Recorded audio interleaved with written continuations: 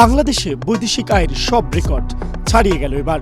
December মাসে remittance এসেছে 263,90,00,000 মার্কিন ডলার, যা গত 5.5 বছরের মধ্যে দেশের ইতিহাসে সর্বোচ্চ প্রবাসী আয়।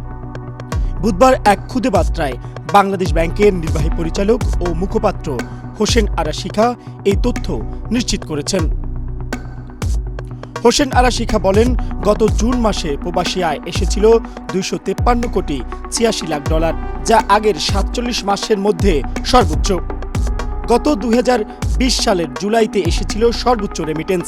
মাসটিতে প্রবাসীরা দেশে পাঠিয়েছিলেন 259,82,10,000 ডলার রেমিটেন্স।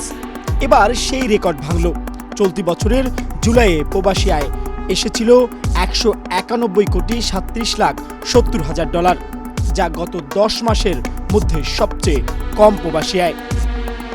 এদিকে গত রোববার বৈদেশিক মুদ্রার রিজার্ভ 21 বিলিয়ন মার্কিন ডলার অতিক্রম করেছে।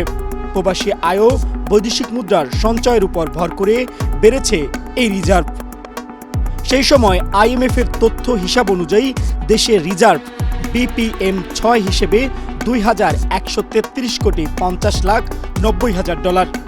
তবে ব্যয়যোগ্য রিজার্ভ 1,600 কোটি ডলারের ঘরে রয়েছে। কিন্তু বাংলাদেশ ব্যাংকের হিসাবে দেশে মোট রিজার্ভ 2,609,99,70,000 ডলার। মোহাম্মদ শফিকুল ইসলাম, দিগন্ত, ঢাকা টাইমস টুডে।